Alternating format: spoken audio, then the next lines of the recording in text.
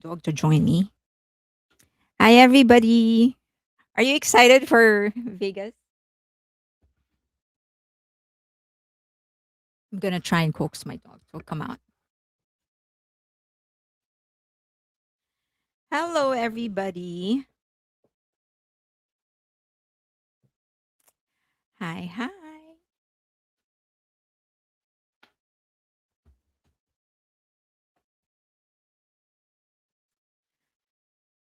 Hello, Twitch people.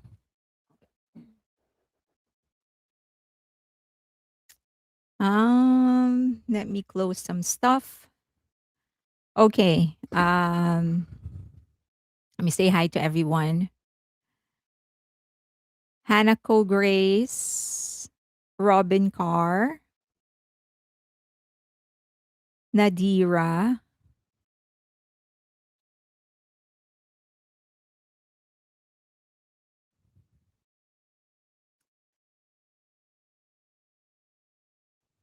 you two have been talking for a while. Lisa,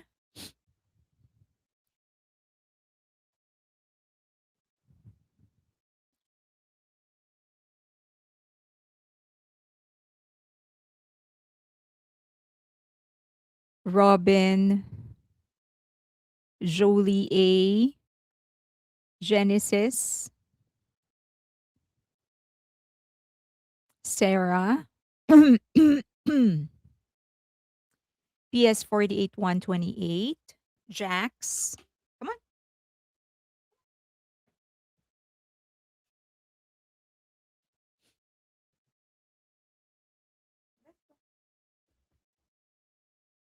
Come on. Good boy. Good boy. Good boy. Let me say hi to everybody first. Say hi, everybody. I'm gonna see you very soon. Tell them it's okay to pat me. To pet me, sorry.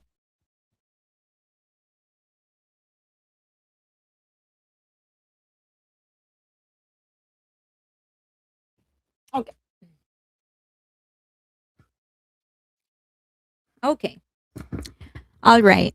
If you're gonna pet my dog when you see him, it's best to pet him on the body first. Don't go for the head. Body first. And then behind the ear. Those are his favorite parts. Okay. PZ 48128, Carla Girl Jax, Arlene, Letitia Jax,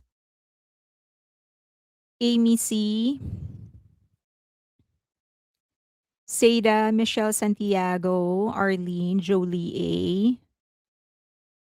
A, Alta 444, Personal Space, OSP, Genesis Leia, IMGG, Robin Bryce, Norwegian Wood,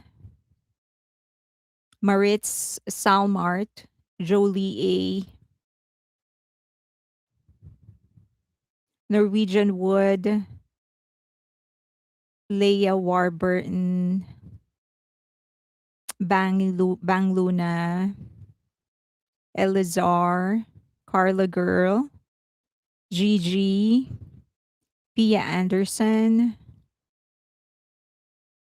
Dodger Girl, Twitch, Silver Star, Mo9, Courtney,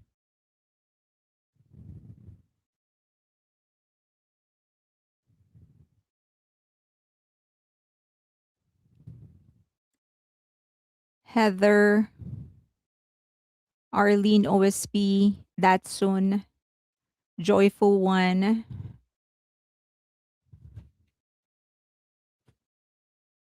um, okay, I think Christina, Yvonne, Carol Faye, Joanne, Michelle Santiago, Gemini. Okay, I think that's everybody. GG for BTS, MLB, Marine, Mylene, Elizar, Gemini, Gigi. Hello. Okay, Christy. Amy C. Thank you for treats for Debak. Oh, Debak, you got money. You got treats money. Xiaobai, Cat. Yeah, you got treats money. Say hi. Say thank you. Okay.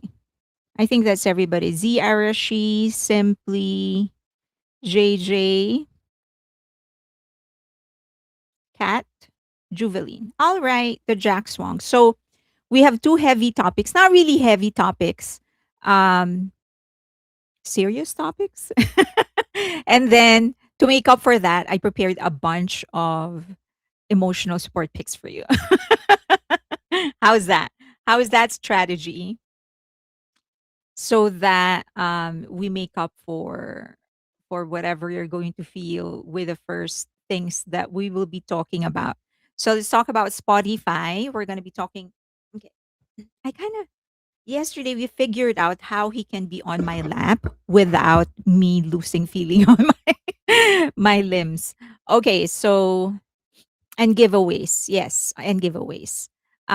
Okay, so let's do Spotify first and then um let's do Spotify and then actually for the giveaways, it's pretty easy for me.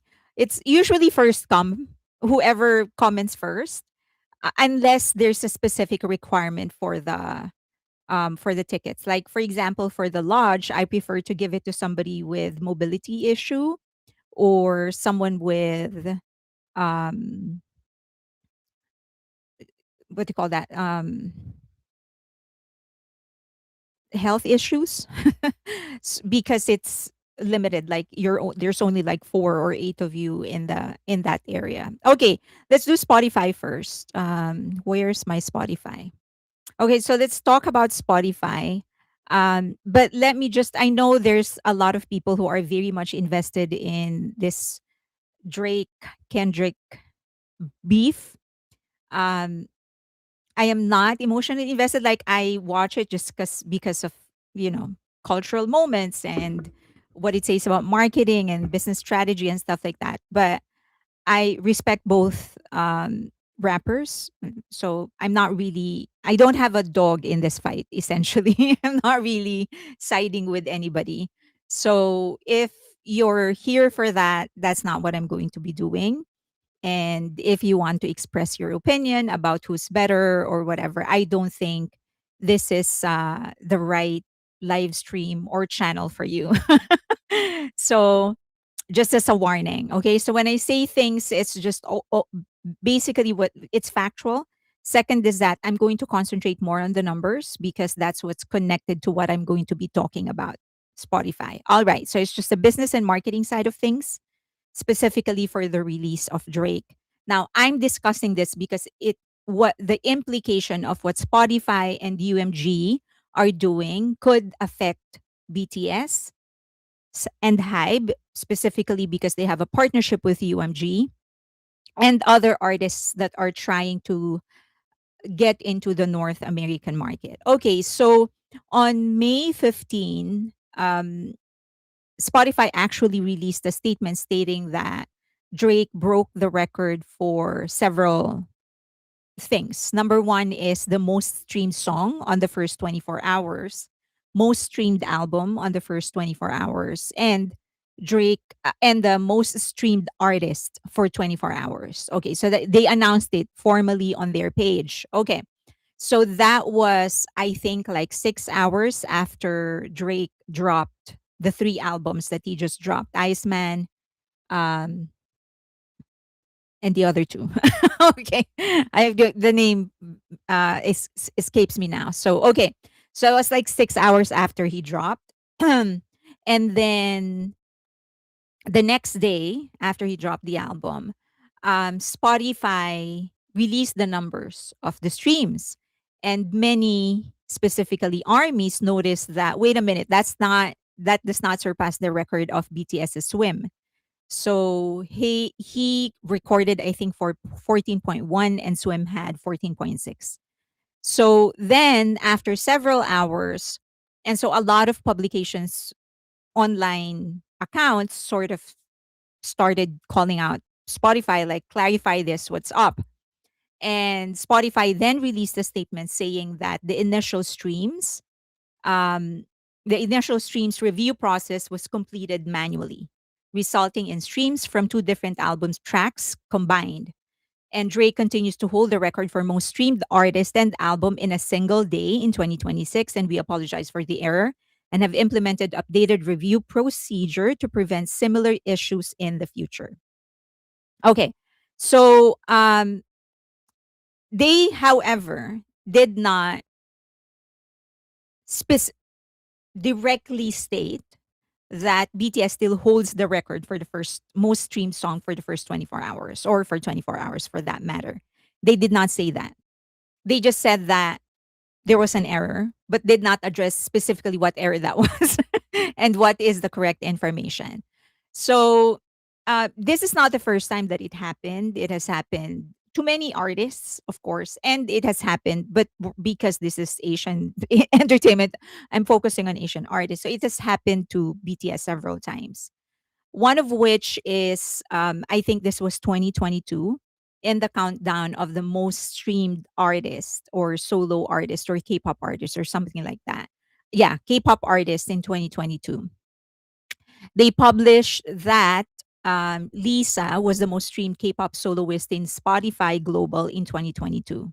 Okay, and then and this is chart data tweeting, but the information came from Spotify. And then they corrected it. And so chart data came out with a corrected information and said Jungkook. Someone said that I'm not pronouncing his name correctly. Jungkook was the most streamed K-pop. JK, how's that? JK was the most streamed K-pop soloist on Spotify globally in 2022. And then they came out with Spotify released an explanation stating every year we endeavor to accurately reflect consumption around the world in reference to our top K-pop artists of 2022 playlists. Multiple genre tags led to slightly different top 10 lists, and they were not properly merged. The mistake has been corrected. We join the fans in celebrating the many achievements of BTS and regret the error. Again, they apologized, did not state which information is actually correct.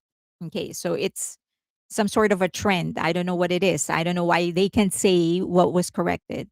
Now, in addition to that entire mess, they now abolished a certain list, and that is the countdown chart Wednesday.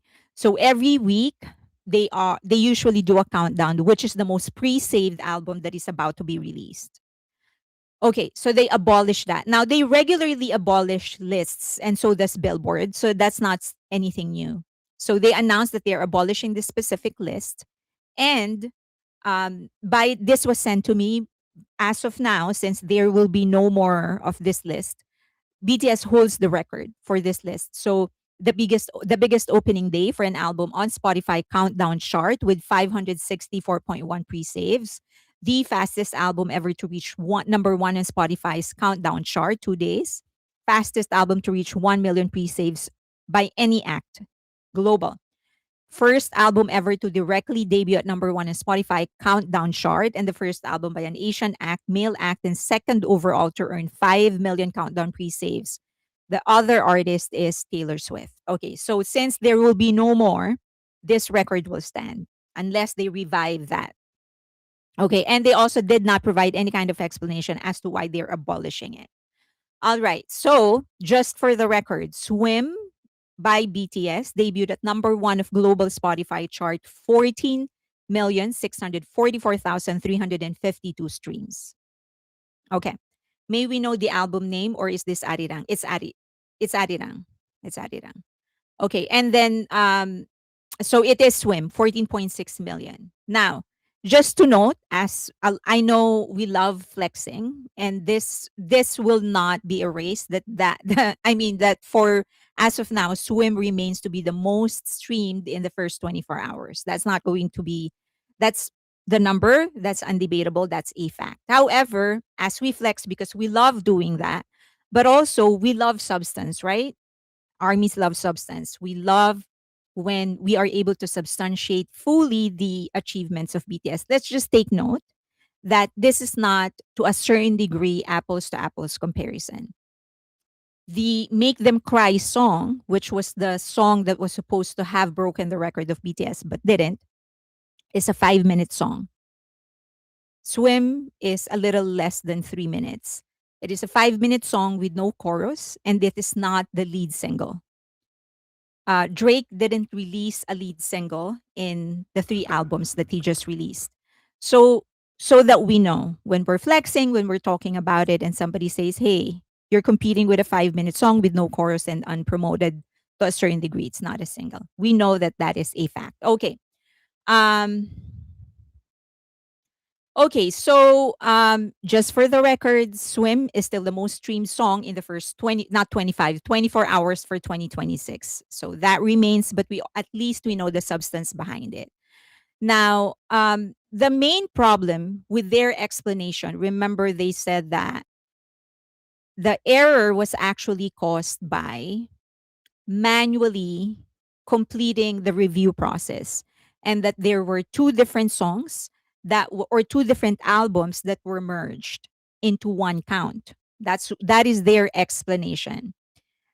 It does not make sense because th- there is no other song in the other album titled the same.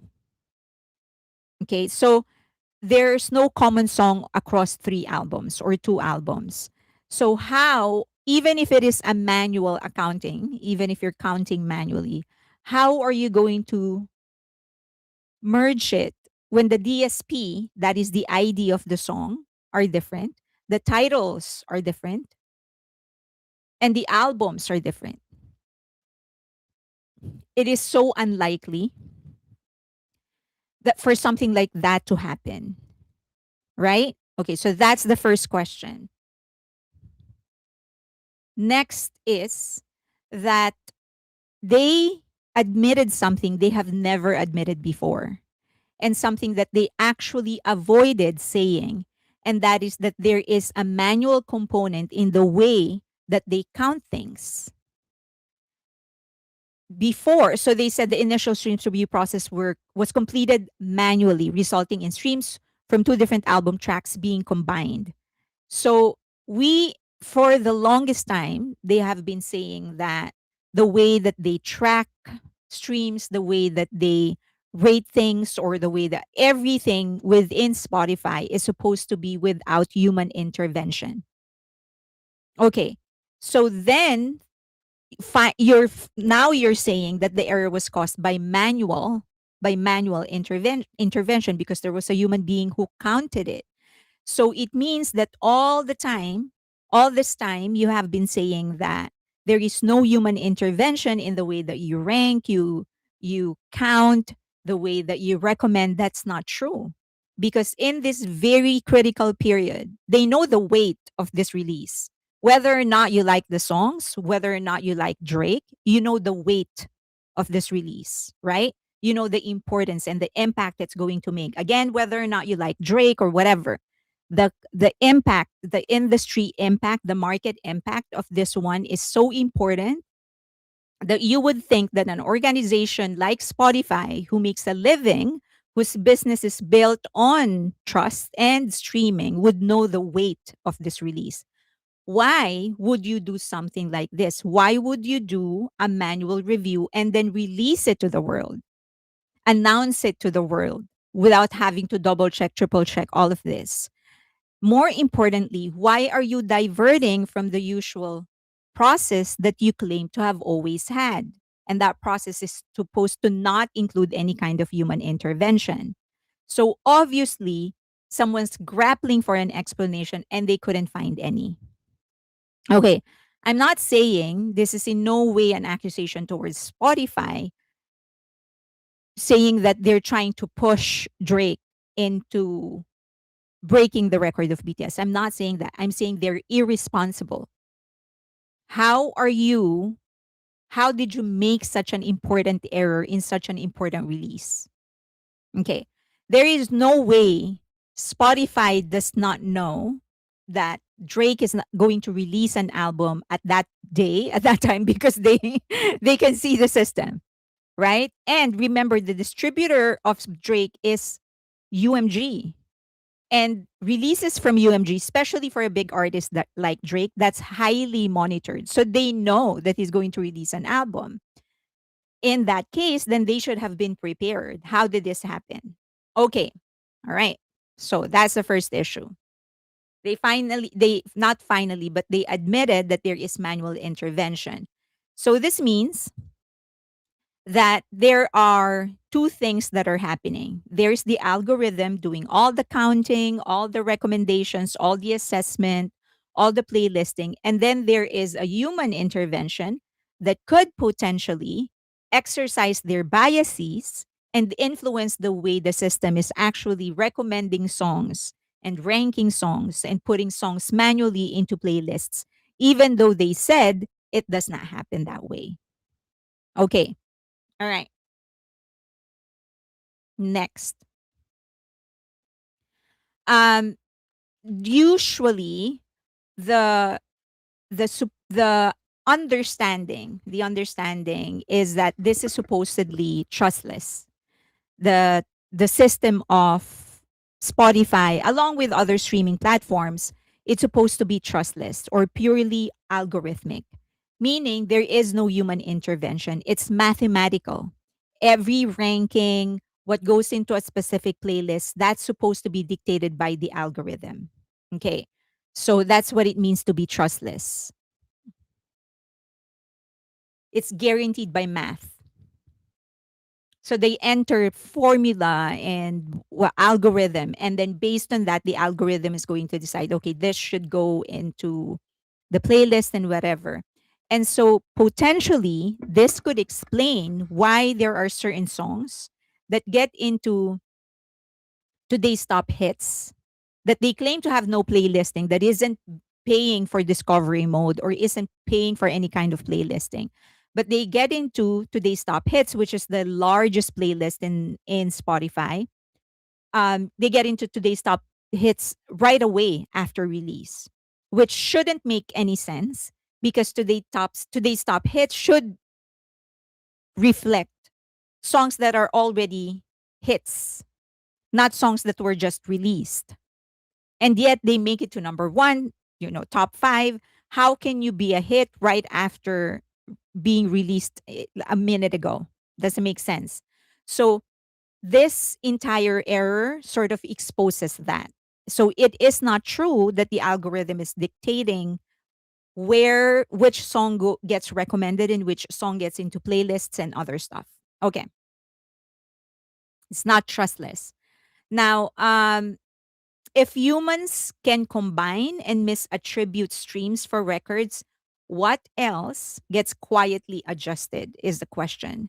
I think because Spotify has such an influence culturally, even though they are a private company, they have such a big influence culturally because they're such a big company.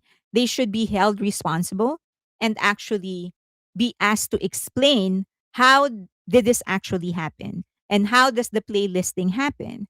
And they should be asked and they should be required to answer why are there certain songs that just got released a minute ago and it enters the top five of your today's top hits or makes it to mi- to 5,000 different playlisting. How does discovery mode work? They have, I think it is time for them to actually be required to explain things like this. Okay. Next. Drake himself, one of the major things that Drake actually addressed is bots. And UMG, along with other major platforms or major labels in the US, are actually pretty known for playlisting and for bot streaming. Okay. So Ross, who is an independent artist, actually released I think it was in his IG live when he talked about manipulation, how major labels are actually using micro publishing, playlisting in order to boost the number of streams that a song has. Remember in the last episode, I think two live streams ago, I discussed the marketing strategy that many of these labels are using. Essentially, just as a refresher, they would start planning different talking points using different influencers and social media. Okay. So they pay those influencers. Since the influencers have a huge audience, then the algorithm is going to think that this specific song or topic or celebrity is trending. Once the algorithm thinks that the celebrity is trending or a song is trending, it's going to start pushing it more. So that's how they manipulate the system. And Ross, a musician, an independent musician, actually talked about that. All right. So here he is. Maybe some of you have already heard him explain it. It's a called, it's like micro publishing. And they do it with streaming too. Atlantic Records already got caught. I don't know if Do I'm you supposed hear to say, him? but Atlantic Records, they be boosting their streams. Wow, maybe I shouldn't be saying this.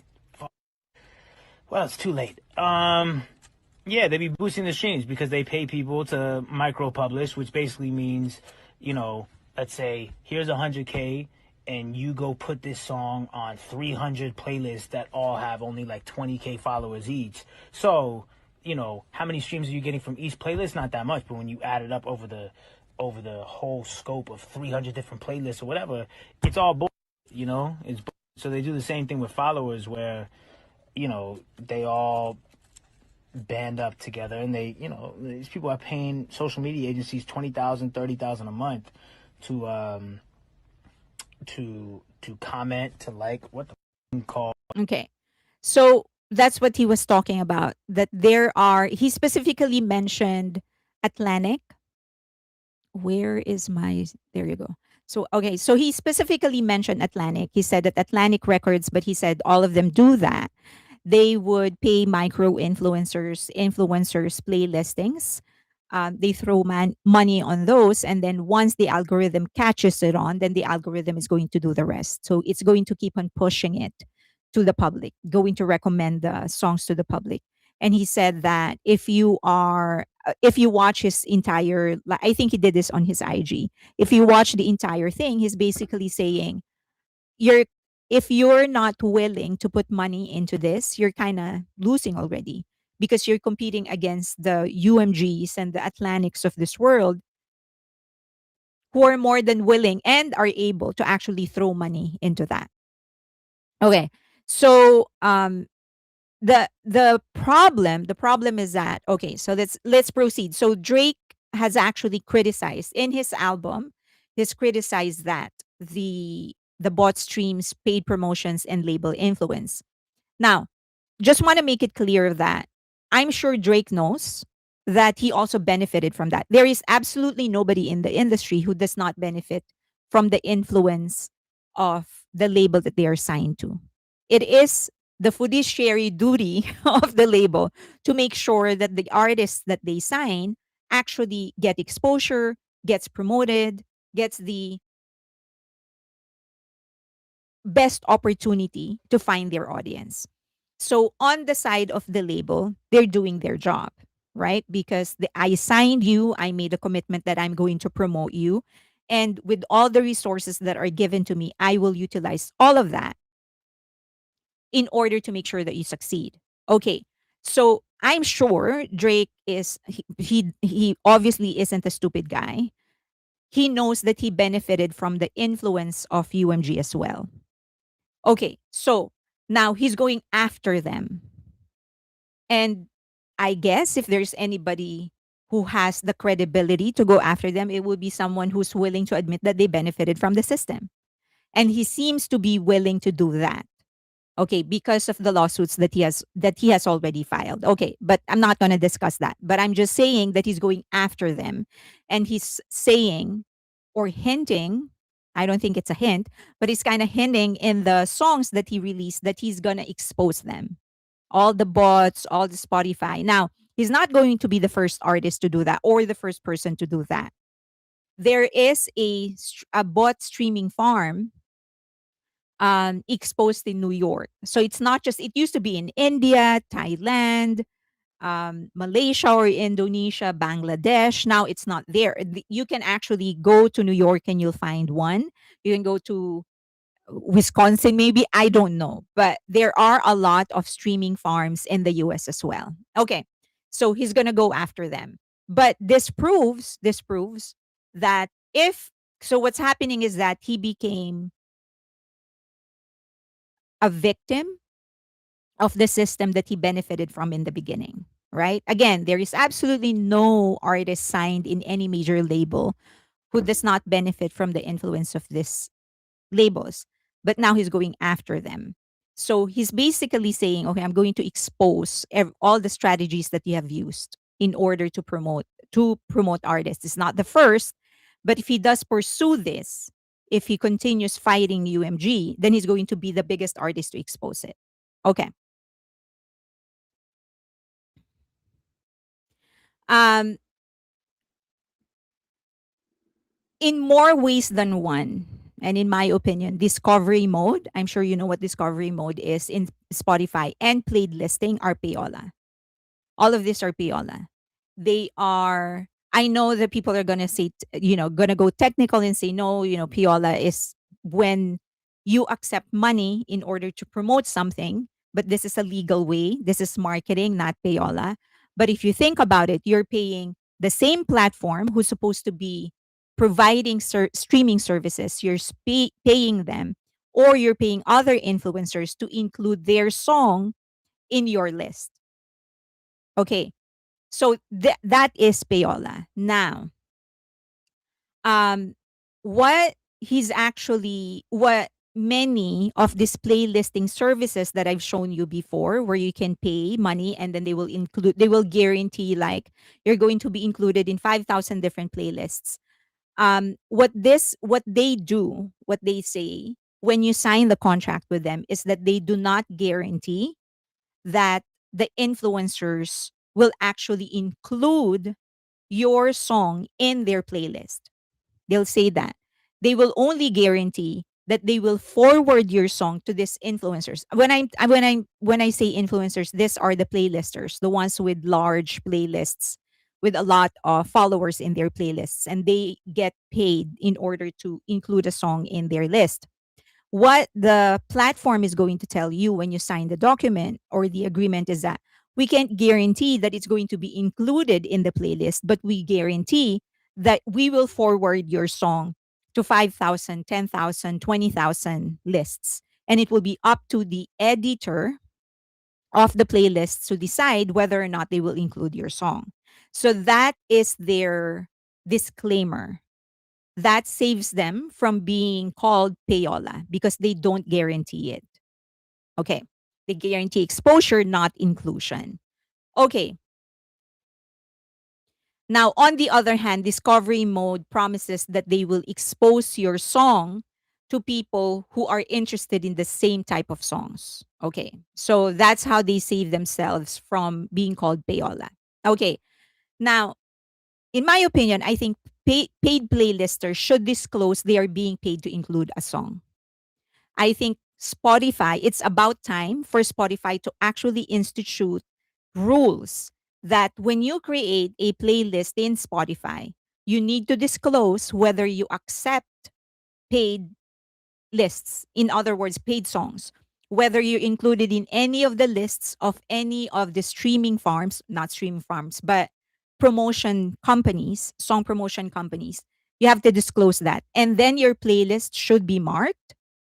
And any song that you include as a result of that service should also be marked. That way, the stream from those will not be counted in the chart. It shouldn't even be counted in their stream because this is promotion, right? I think it is fair that when I get a song as a result of paid promotion, that should not be counted towards the song streams because I did not agree that I should be getting those songs. You're just pushing it to me. Okay, so the question, and I'm sure I'm not the first person to raise this concern. So the question is, why hasn't Spotify implemented this? Okay.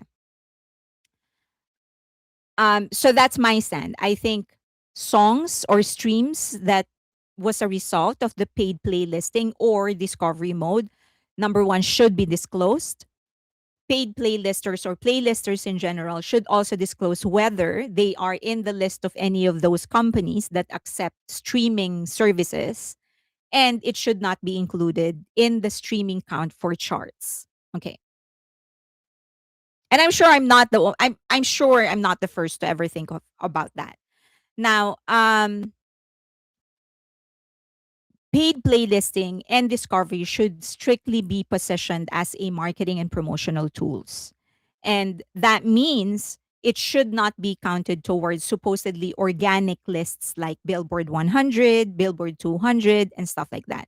It shouldn't even be included in the Spotify Wrapped. The streams for those shouldn't even be counted, because this essentially gives anybody who has money the capacity to top all of the charts just because they have money to push a certain song. Okay. That's essentially what happened to Gangnam Style. Um, Scooter Braun had the money to actually back the song. So he pushed it. He pushed it on different radio stations. He pushed it on YouTube. And that's how it became popular. And Scooter Braun admits it. S- even even even Psy admitted it, that it was Scooter Braun who actually made the song a hit. Remember that Gangnam Style was already released for like 4 months before Scooter Braun actually discovered it. And by the time that he discovered it, it had like 30,000, 20,000, 30,000 views on YouTube. When he picked it up, that's when it went to billions. Okay.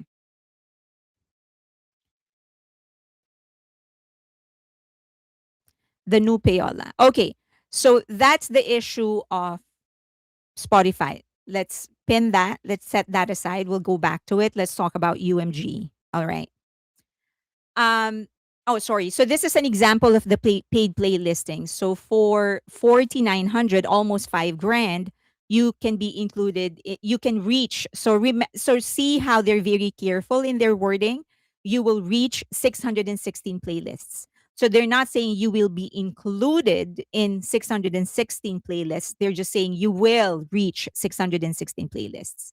Because what happens is that they send your song to 616 playlists listed under them, and then under this service, and then the editor of the owner of the playlist will consider whether or not they're going to include your song. Okay. Now, discovery mode, as you know, is when you pay so that you get recommended to audience, to people that are listening to the same song. So different from paid playlisting. This is an article that came out in The Guardian, and it says that the one thing that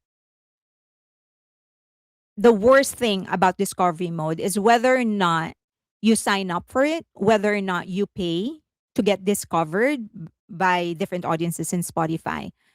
It still affects you regardless. So if you're just an honest musician, you're trying to promote your song organically, not using any kind of playlisting or discovery mode, you still get affected. Because at the end of the day, the payout is distributed across people, across songs that are getting streams. So if there are 100 songs that are using playlisting and discovery mode, those that are not paying for it will still have to split their income to these people that are paying for streams. So it's unfair for the musician. So what they are advocating for, what these musicians are advocating for, is that when a stream is a result of paid playlisting or discovery mode, then it should not get paid, so that those that are not participating in it do not get affected by it. Okay. So this is This was published, I think, last year in Guardian. So why is the question now is why is Spotify refusing to segment streams coming from paid push or user initiated, right? So I think the answer is very clear as to why they're not doing that, because then their leverage, the reason why labels would even pay for it, will go away. If it's not going to count towards the chart, then what for? Okay, so that's my stand. Streams from paid promotion, either discovery mode or paid playlisting, should not count towards the charts. Okay, now let's talk about this is UMG. Let's talk about UMG.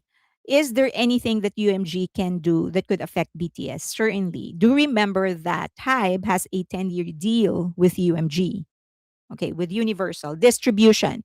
So this is not all the artists of Hybe are still under their own label, but they do have a 10-year deal with UMG for distribution. So that means UMG actually has the right to strike copyright, strike anybody who's using the song of BTS. And they've actually done that.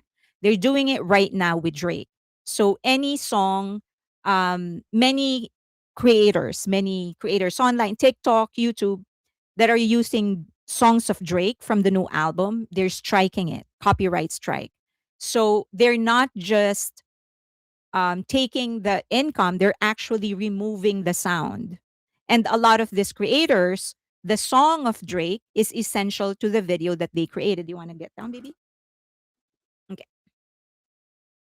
So say hi to them, say bye bye to them, and you tell them, please pet me when you see me on my body and my ear. Mm. Say bye bye. Bye bye.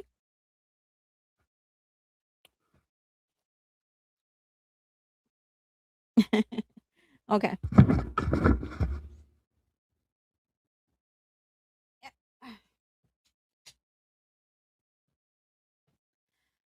Okay. So they're doing it to Drake right now. So a lot of people are saying that, and so there's of course always like conspiracy theories and all of those stuff. Um, like one of the many things that people are saying is why would Universal even do this when they're going to benefit from it? Remember, they are the label of Drake. So Drake is actually signed under Universal, not just for distribution. So whatever Drake earns, they're going to earn from it, right? So if people are using the songs, then it means the album, the songs are going viral. People are going to listen to it and they're going to benefit from that because they're going to earn from that. Okay, so that's what the argument is. Why people are saying, yeah, no, this is not malicious. This is a standard thing. Okay, but before we proceed to that, they have done the same thing to many other artists. That is true. This is not isolated to Drake. Drake is not the only one whose songs are being striked. They've done it to BTS as well. And remember that several years ago, um, they had a partnership with their partnership with TikTok actually ended, and they took all of their songs out of TikTok, and that included the songs of BTS because they're the distributor. They are the distributor of BTS. So for about, I don't know, 4 months, I think, or 5 months, um, no one can actually use the songs of BTS in TikTok because UMG pulled it out.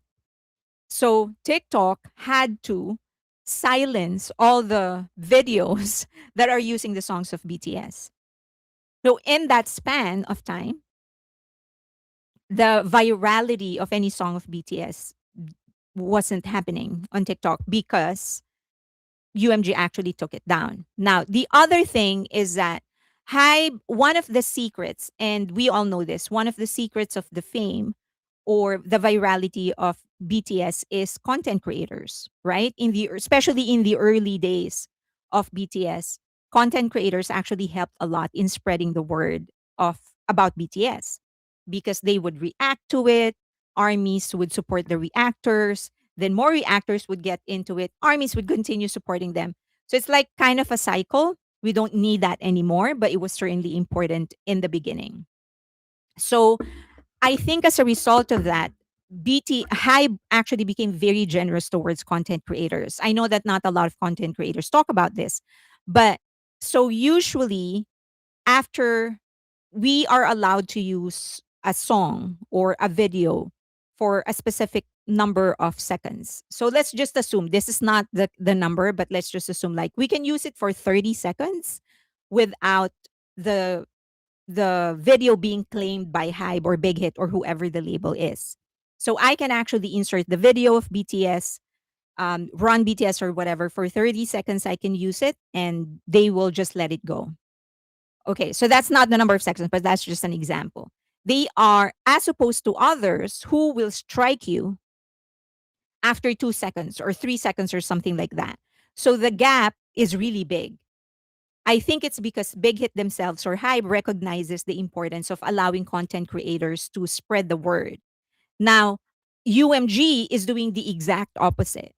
They are striking content creators. So they're saying you cannot use that song. We're going to take down your video or silence your video.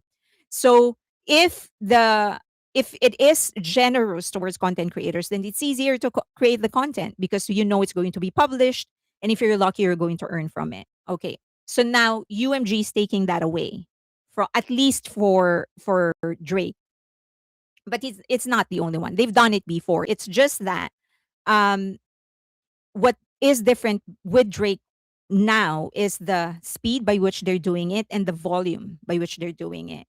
So the question then is, if it doesn't make sense because they're going to earn or benefit from the virality, why are they doing it? So one reason could be funnel.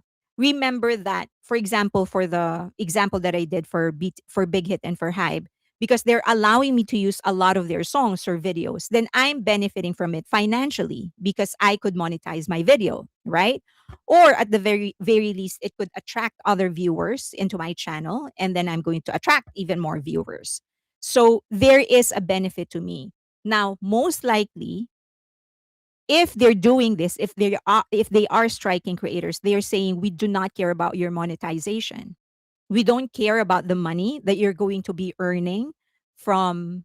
We don't care about the um, possible money we're going to be earning from streaming. It's not much anyway.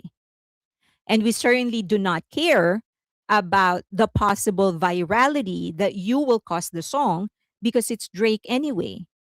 So Drake is going to do what Drake is going to do. He has a set fan base that will always be loyal to him and will stream him. And that's a huge fan base. So I don't care about what you're doing. Why do I care? He's the most streamed artist in the world. So what? I don't need you. So I don't need what you are offering. So I'm just going to strike you because I'm not earning from that anyway. I would rather support someone that where I will be earning from. Okay, so that's one probable reason. Um, so do remember that when we create and they don't strike it, we financially benefit from it. Okay.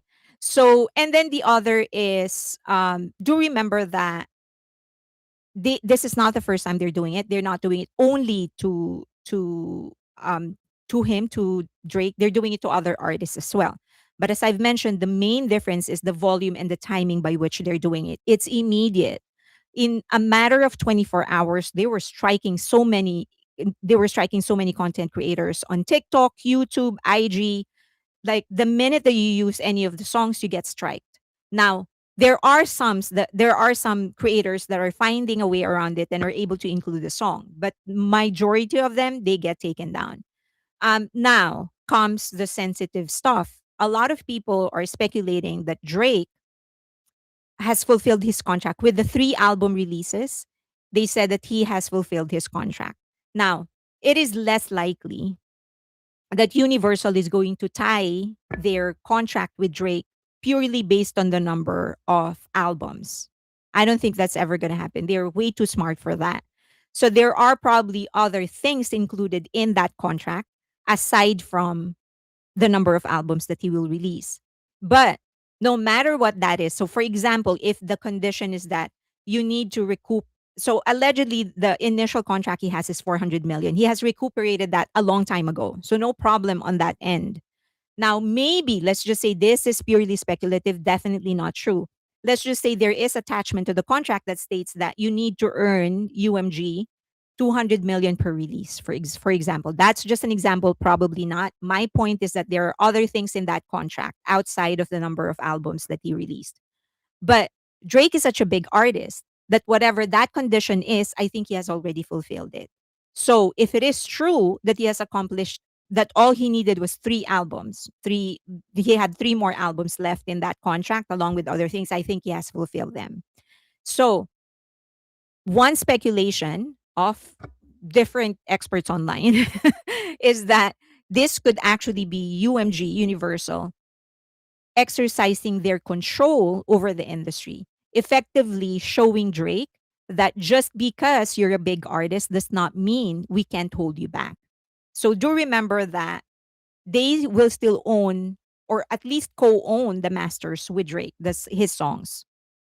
So anybody that they sign, they will continue earning from the masters.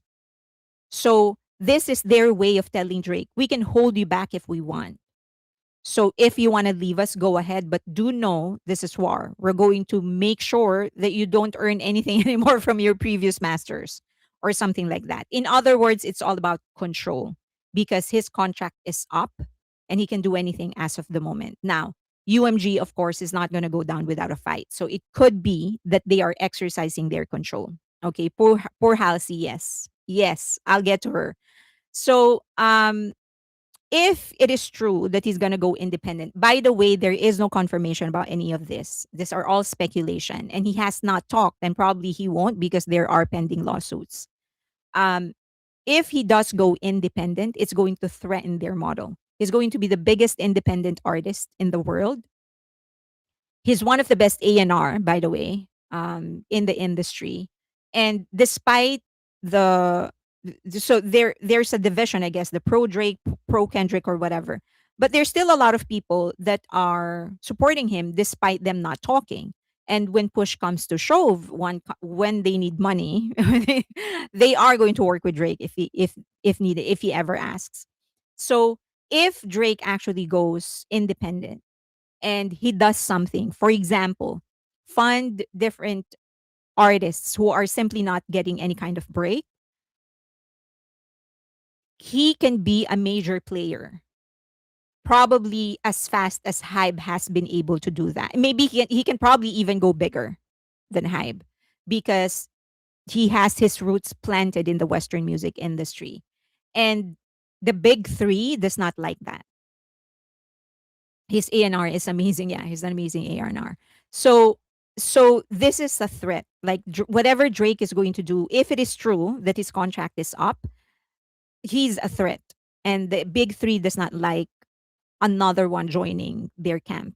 That is why they have been so active in blocking Hybe because they don't want another player there. To them, three is a crowd. So they want to keep it within the three. Um, okay, so that is the speculation that this is all about control. Very few artists or companies in the world can actually threaten the model of the big three: Warner, Universal, and Sony. Okay. So, and one of that would be Drake, and then the other is Hybe. Okay. Is he trying to do what Prince did? Maybe. So, as I've said, the these are all we don't even know if it is true that his contract is up. We don't even know. No one is talking. There is a content creator who claims to have interviewed somebody um, inside Drake's camp and then also inside Universal. And everyone is saying it's so complicated because of the lawsuit. That is the answer that he got. It's so complicated to talk about it because there is a lawsuit pending.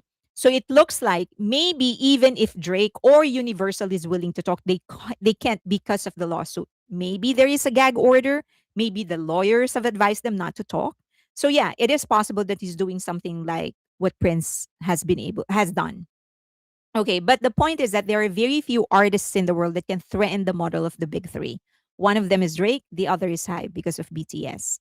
So, whatever it is, so this is why I'm interested in the case because whatever it is that they're doing to Drake, they can do to anybody that will threaten their model. If it is Hybe, then it is Hybe or BTS or anybody else. And the thing is that the disadvantage of players like Hybe and BTS is that they're not organic in the West, meaning they're not Western. At least Drake is, right? And he's I mean he's so big as an artist that he stands a fighting chance. He probably will not win the battle, but at least he has a fighting chance. But somebody like Hybe or somebody like BTS, if they ever stand up against this industry, I don't think they're going to survive because they're just so big. So remember what Colombia did for BTS. Um, the allegedly Ron Perry, the then president of Colombia, I don't know if he's still the president to this day, when BTS was still signed under Colombia for distribution deal, when he wanted to put Dynamite in radio, even though he's already Ron Perry, he's already the CEO of one of the biggest labels in the world, he still had to go allegedly meet with station managers of radio stations in order to market to them Dynamite.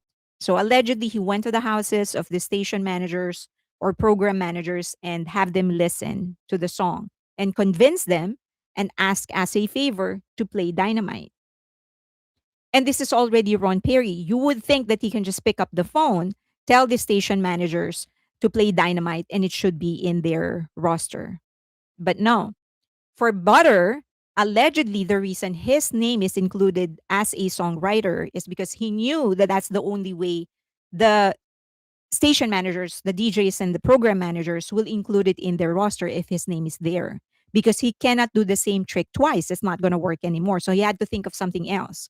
So the strategy was to put his name so that this DJs and program managers and station managers would think, oh, it's a Ron Perry song. We better include it. Okay. He did it for the English song. I'm not, by the way, I'm not saying that Ron Perry is a hero. Naturally, he wants to put that in the record of Colombia. He wants to be able to say, hey, we were the ones who finally put BTS in number one of Billboard Hot 100, and he will forever have that bragging rights. So don't misunderstand what I am saying to mean that I am saying Ron Perry is such a great guy. I don't know who he is. He's probably just as bad or just as good as the other music executive in Hollywood. So I'm just saying, my point is that with who he is and how big Colombia is, he still had to go allegedly DJ by program managers to ask them, just to beg them or ask them to include Dynamite in their roster. And and then he had to include his name in the song just so it has a chance of actually getting spins. And he's already the president of CEO. So if he has to do all of that, imagine what Bang Shiuk has to do or BTS has to do if they want a fighting chance. Okay. All right. So just to make it clear. So again, very few artists in the world actually can threaten this model. One of that is Drake, the other is Hybe because of BTS. So these two, that's what's common between these two is that they are both playing now at this moment.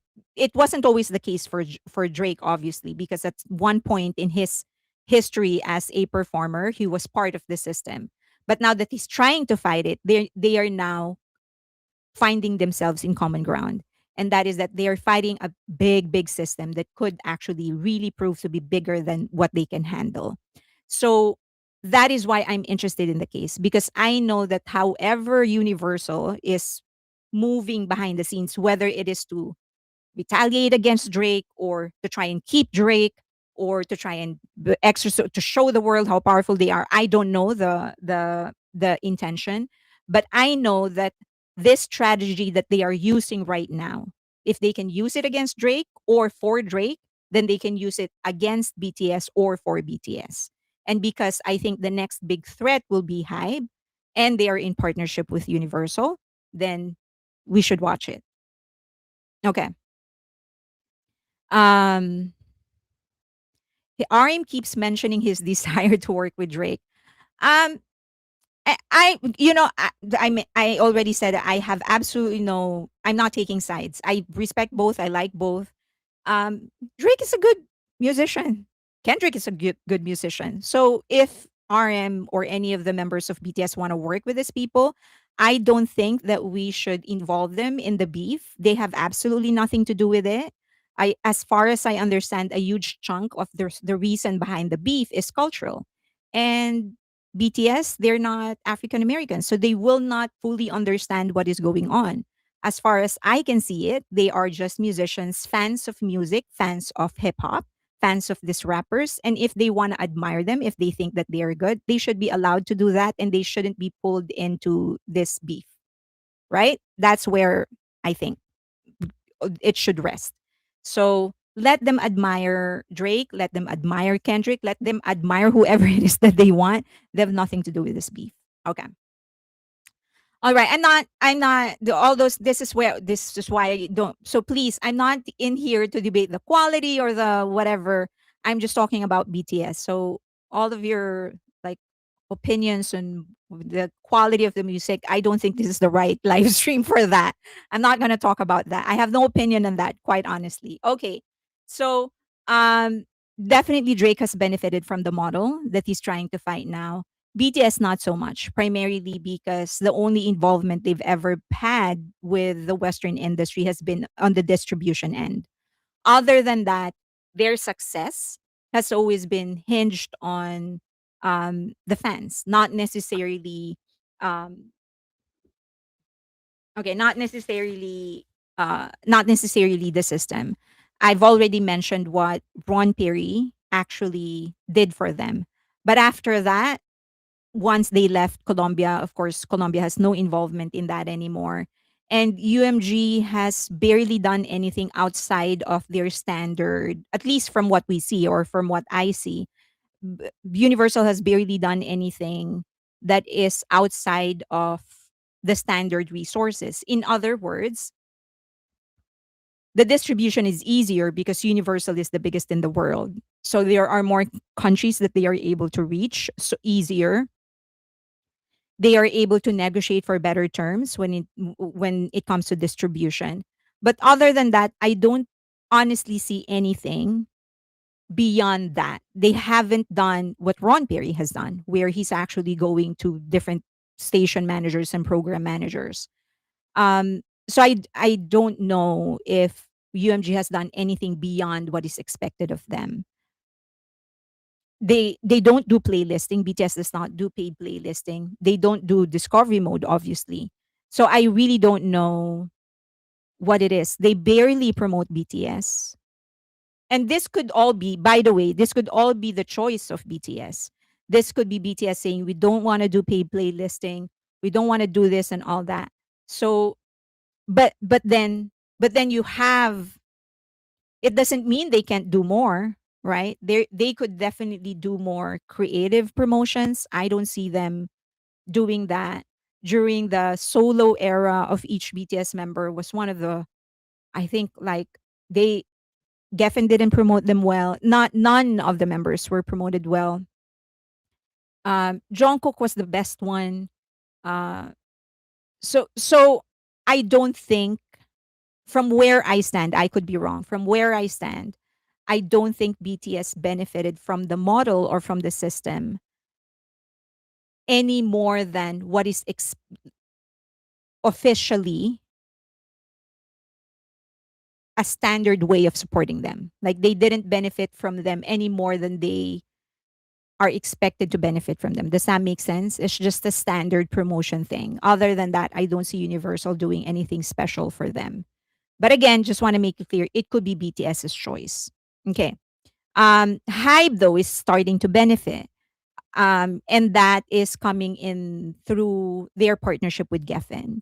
So the experiment with Cat's Eye and now the second girl group, because of that, they are learning the system of the US.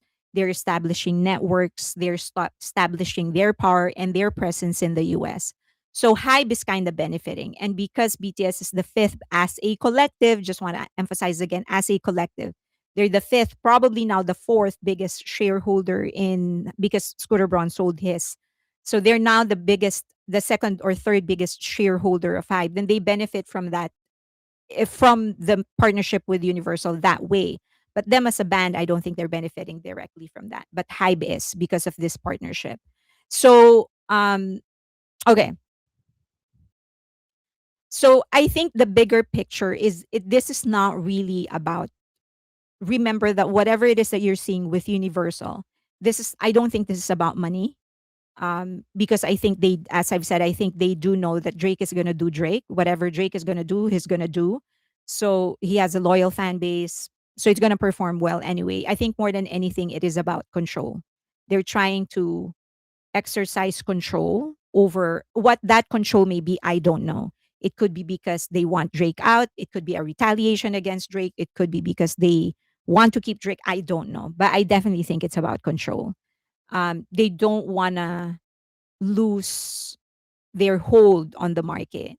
Um, so the big difference though is that Drake is actually signed under UMG, so they have full control over his masters and to a certain degree him, as opposed to BTS, they're only under a distribution deal with Universal. However, that distribution is going to affect a lot.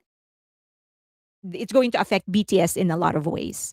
So because they distribute the songs to different platforms, they distribute the CDs, they have the reach to the in different markets in the world. So that could affect Universal. That could affect BTS. Now, the Recording Industry Association of America, RIAA, released a they tweeted about streaming fraud. Okay. All questions I will answer after this. So I think I have like 3 more minutes. So RIAA posted something and it is about streaming fraud. So a lot of people, of course, aren't missing the connection, after the all this talks about bot, streaming fraud and all of streaming farms and whatever. So they said that what is streaming fraud? It is the creation of fake plays of tracks on digital services providers, DSPs, which does not reflect genuine fan engagement. It occurs, this is important, when fraudsters exploit gaps in the supply chain, including onboarding processes and music platform protection. So criminals upload tracks via distributors and deploy armies of bots to create artificial plays of those tracks to generate income. Okay. They said because of streaming services pay right holders from a finite pool of revenue, income is therefore being diverted from legitimate creators who attracted users, subscriptions, and advertising to the platform in the first place. So, and this has been done by many labels, and a lot of people, especially armies, are very active in exposing this. There are certain songs that would create different codes. It's the same song, but it's different codes. And so the platform would actually read it as a different song. And then they are going to ask, and then they will deploy those different songs, different versions basically, to different playlists. So that those playlisters will then create the demand. It's going to dictate to the algorithm again that this is trending. Then the algorithm is going to think, oh, it's trending. I'm going to recommend it more. So they're manipulating the system that way. Now, RIAA is saying that this is harming artists that actually have legit and generic streams because the money is getting divided between those that are generating generic or organic streams to those that are paying for it. So I do think that it has a connection with this or what Drake promises to expose, bot streaming farms or whatever, um, because the timing is just flawless for them to suddenly tweet about this. Now, if it does happen, if they really expose it, um, I think I think legislation should actually come into play. I think it's time for the Congress to actually create laws about it because they can't do it. At the end of the day, it's destroying creativity, right? It's taking away opportunities from musicians. It's lowering the quality of music. There are so many great artists out there that are not getting the right break simply because they are not backed by these agencies. Okay, Congress is used. Okay, let's there was someone who asked a question. If you want to ask your question again, let me know. Um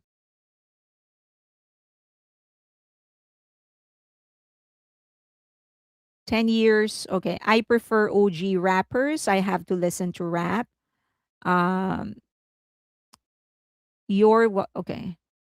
This question. A lot of alleged fans are dragging Drake's album.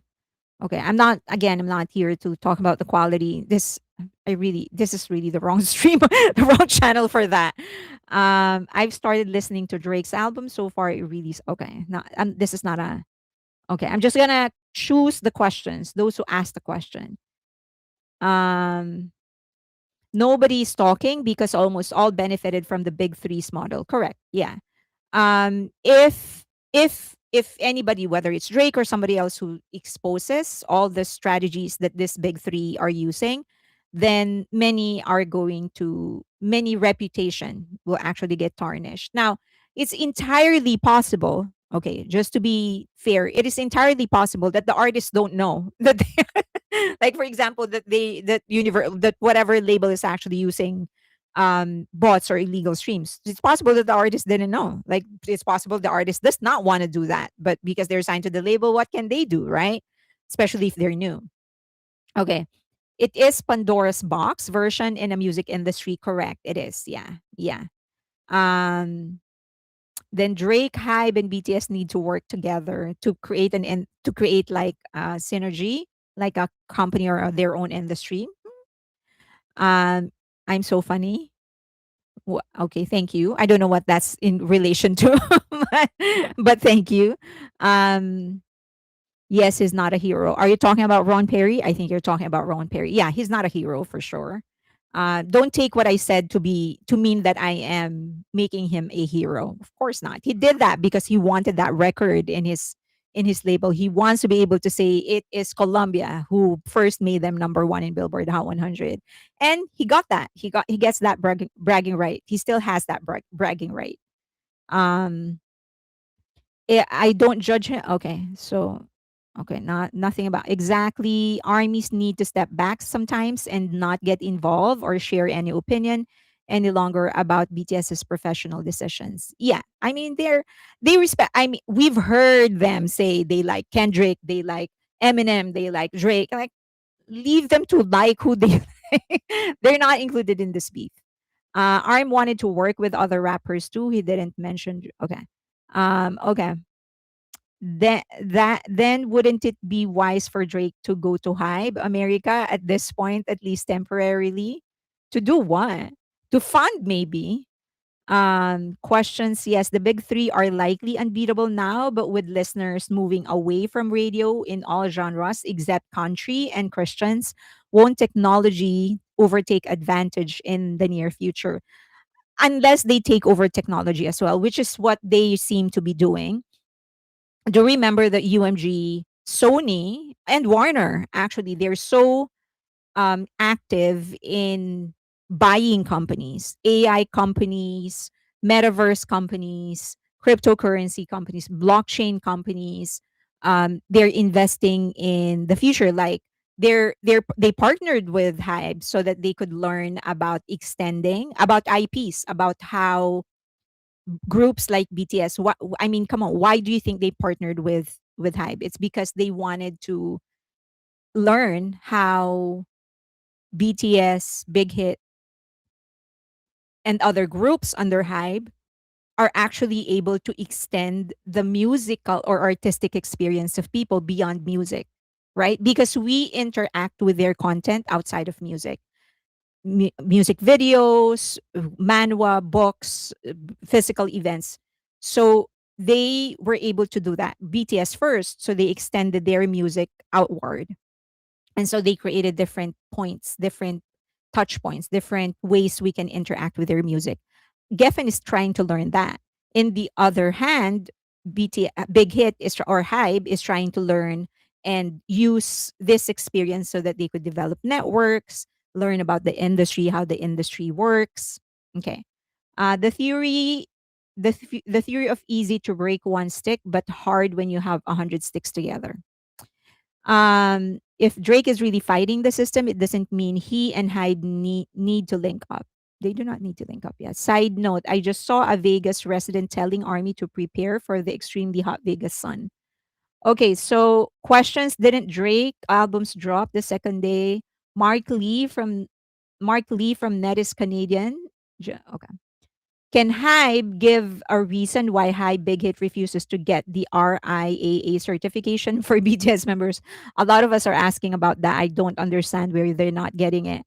Like, anyway, a lot of the, like, when BTS members um collaborate with Western artists, it's the label of the Western artist that would get the certification. I don't know. I really I don't understand. The only part about the okay, not Drake. Okay, so let's stick with why is Army streaming for Drake? I'm not streaming. I don't know why they're streaming for Drake. I question. Okay, repeated. If the big three now, but as except for country. Oh, I answered this question. So it could be about they could also be getting into future technology. Okay, I'm fighting to stay awake. I don't think Army streaming. Okay. Some were curious because BTS did TikTok. I'm still in BTS lockdown mode, streaming Arirang. Okay, let's get to the next topic. Do you have any more questions before I proceed with um, Fast View? And then we will go into, is this Fast View? No, this is Fast View. Okay. Before I get into the Fast View case, this is the lawsuit that Hybe lost versus the YouTube channel that's defaming different Hybe artists, but also they're defaming other artists outside of Hybe. So, in fairness, they are equal opportunity defamer. Okay. I asked if Hybe has a branch in Canada because both Drake and Justin Bieber are from Canada. Both JK and RM want to do a collab. Yeah, with Justin Bieber. Yeah, they're not. No, they don't. So usually, because of the bilateral agreement, when you have a company in the US, you don't necessarily have to put a company in Canada. You can operate in Canada. So the same thing is true. There's some technical business stuff, legal stuff in there, but usually they don't because they don't have to. Okay, okay. I okay. So let's talk about Fastview. As if you would remember, Hybe sued a company, a YouTube. Well, it's actually not a YouTube company. It's actually a media company, and this is a bigger media company, and they own different publications, YouTube channels, social media accounts, and they lost it. They lost that specific case. However, they won another one. So this the Fast View case, the case that they filed against Fast View, they won. The case against Anything channel, I think, which is a smaller channel, they lost. Sorry, they won. They lost the first one, they won this one. So, which is kind of puzzling because it's a bit essentially the same thing. Like charges are the same. Like they sued these two different entities for the same thing. So a lot of people are puzzled how come they won one and didn't win the other one. Okay. So before we get into that, do I think what people are missing is that this thing is actually bigger than Hype or bigger than K-pop. It's actually even bigger than the Korean entertainment industry. What's happening right now with all the many, many lawsuits that Hype is filing against media people, against content creators, YouTube channels, media companies, it's bigger than Hype. It's actually a test of where South Korea intends to draw the line between reputation protection for their celebrities and media freedom, freedom of expression. So they're testing it. Um, the judge of these two cases, the one for Fastview and the judge for the other case that they won is one and the same. Okay, so that makes the results even more puzzling. If it is the same judge, how come he ruled differently from one case to the other? So something must be up.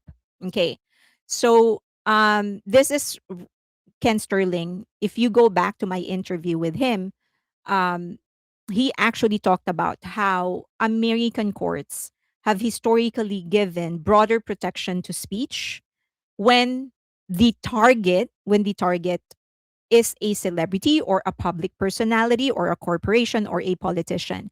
So essentially what the court is saying, if to the celebrities or the public personality, if you get into that kind of a job, you have to take in more because that's innate to your job. That's like part of what you do. Being a public personality means that you are going to take in public opinions. You're going to hear more. There are jobs that allow you to stay private, not get into the public eye. If you do not want that part, then don't get that job. That's basically the principle of the court. The US court, they like upholding freedom of expression. So the threshold for defamation is higher. Okay. Now, in some of the shocking cases is this one with Falwell and Flint. So Falwell is and this happened in the US. He is a minister, like a pastor, I think. And um Hustler, the magazine, published a story about him. And the story is allegedly about this is a parody. So it was a joke. It was a parody advertisement implying that Falwell, who's a nationally conservative Christian pastor, had engaged in an incestuous drunken encounter with his mother in an outhouse. Which is crazy, right? So this is an ad, and in that ad, he's included, and they're claiming that he engaged in incestuous drunken encounter with his mother. You know what kind of encounter that is.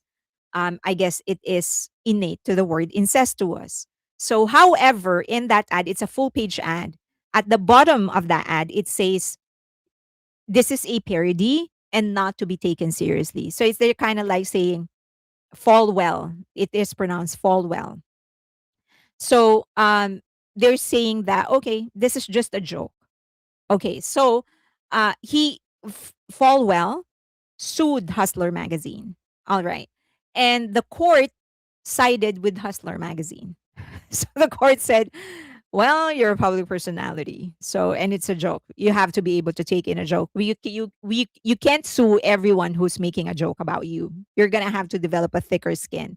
If you put yourself in front of the public eye, even if they're joking about you having incestuous encounters with your own mother, which I think is horrible, you have to be able to take it in. So it was a shock to the US when that verdict came out, because everyone thought, sure, you should value freedom of the press, but this is just way too much. You're accusing somebody of um, of incest, right? And he's a pastor. Okay. So the court essentially said public figures are subject to harsh satire and criticism. Speech does not lose protection simply because it is offensive or emotionally damaging. And since no reasonable person would believe the parody presenting literal facts, it was protected under the First Amendment. Okay. All right. So some people were asking me, let's not get into it. Okay, so that I think it is absolutely disgusting. But the court said it is satire. It's actually indicated there that this is a parody. This is a joke. No one should believe it. Even if you're a pastor and that's part of, like, your reputation is actually very important with your job, but because you're a public figure, then you should be able to take it. Just because it is offensive doesn't make it criminal. That's what the court said. Okay. And that set a precedent. Okay.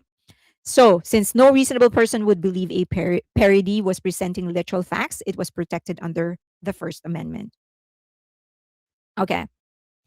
Another case was Hulk versus Gawker. Gawker. So Gawker built an entire media model around aggressive celebrity commentary, ridicule, rumors, leaked materials, humiliation in public. They would say anything and everything about a personality, whether or not it is true. They don't care. If it is going to sell the magazine, they'll say it. Okay, now, this is a little surprising. Now, they published a sex tape of Hulk Hogan without Hulk's um, knowledge that he was actually being recorded during the act. And he didn't know that it was going to be released. So he didn't provide permission. He didn't provide consent. Now, Gawker published portions of Hogan's private sex tape without consent. The court ruled that this violated privacy rights, but uh,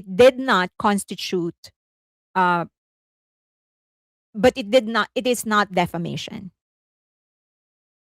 Kind of weird, right? So of course, when you sue someone, you usually like sue them for several charges. So the court said, well, you violated his rights because he did not know that he was being recorded. He did not provide any kind of consent in publishing that. So that's an invasion of privacy, but it's not defamation. Weird, right? Okay. So again, the US court demonstrated that they would like to honor freedom of expression more than anything. Okay. So South Korea, though, is very different. Culturally and legally, they operate differently, primarily because of the culture. As you know, it's a communal society. So your reputation is very important to the to what you do. Regardless of what you do, your reputation is very important. So always remember that. It's a communal society, reputation is important. So the weight is actually heavier over individual oriented society like the West. Now, I'm not knocking on the West, just to make it clear. I'm just saying they're different. So, court, the recognition of what criticism is a little lower when it comes to South Korea. Now, in Fastview's case, essentially the court states that public figures, it's kind of leaning towards how the US is doing it. The court is saying that public figures, celebrities, politicians, idols, etc., they have a higher threshold for defamation for as long as the comments are within the bounds of their profession. So they're saying that, well, you're going to have to develop a thicker skin, a little similar to what the US is doing. So they're saying that the speech is protected for as long as what they're saying is related to what you do. So if, for example, they say, you're ugly, this is just an example. If they say, you're ugly, you're super ugly, that is within the bounds of what you do as a celebrity because your face is part of your job. So if they keep on saying you're ugly, if they keep on saying you went through the knife, you're just gonna have to take it, even if they have no proof, simply because that's part of your job. You just because you're offended doesn't mean that they don't get to say it. If they say that I think these are the pictures, the before and after, I think she actually she got a surgery, then you know you just have to develop a thicker skin.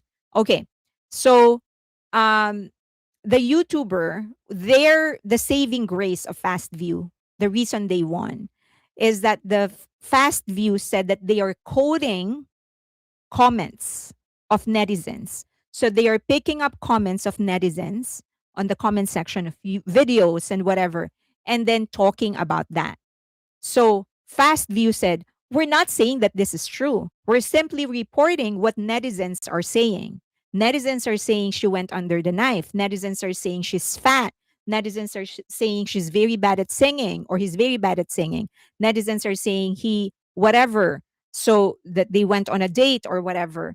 We're just reporting it, but we're not saying it is true. That was actually what won them the case. They never claimed, according to them, that these are true. They are simply reporting what the netizens are doing.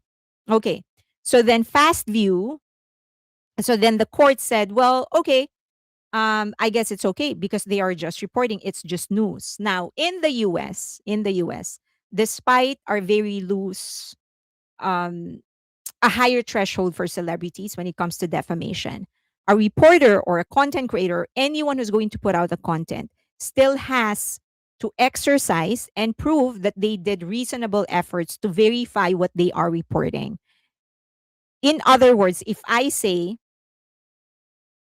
claim that I think this singer is lip syncing. This is just a silly example. I think this singer is lip syncing.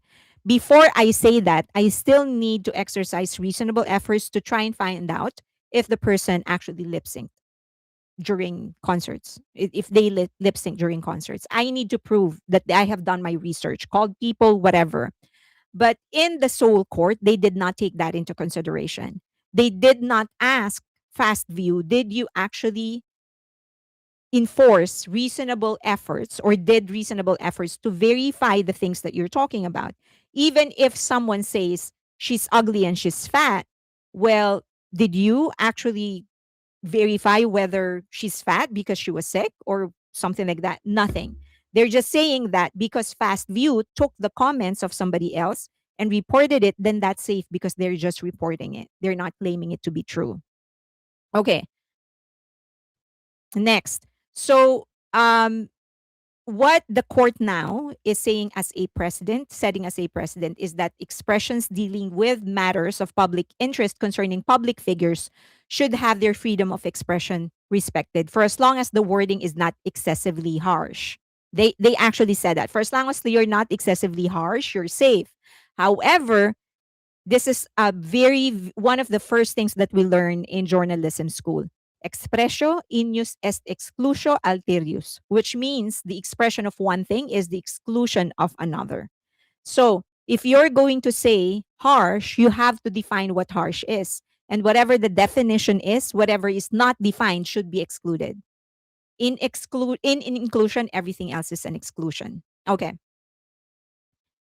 All right. So as it stands right now, the court is saying even the private lives, whole court, even the private lives of celebrity may now be reported and covered as long as the person has evidence because you're just reporting. So if I follow an idol and he's dating and I catch it and I take a picture of it or whatever, for as long as I claim that I am not implying anything, I'm just simply reporting that they are dating, then I'm safe. I'm not defaming anybody. I am not hindering them from doing their work. I'm simply reporting. I saw them going on a date. I reported it. So now the Seoul court is essentially saying content creators, go ahead. You may do that now. Um, okay, please explain. What is it? So a celebrity has no privacy. Correct. As it stands right now. Now there are limits, of course. I'm going to assume that sex tapes will probably result in an indictment at the very least. But as it stands now, based on their ruling with Fastview, they're saying that if someone else says it and you report it, you're not liable because you're just reporting someone else words. Or if you can back it up with evidence, for example, if I report that someone is dating, if I say, well, I saw them, I just posted it, I'm not implying anything, then that should be safe, even if that's a violation of their privacy, supposedly. Okay. Um, Now, as I've said, fast view and everything has the same judge. Now, why did the judge convict the other one but not the other one? So, number one, Fastview is a larger media company. And apparently in Seoul, Korea, if you're a larger media company, there's actually more leeway because your responsibility is to report.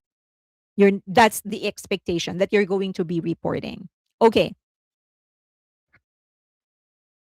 Now, the Anything channel, the one that they won the case, it's a single operator of a record style channel. And then the more damning thing is that she passed on or he passed on the videos as a fact.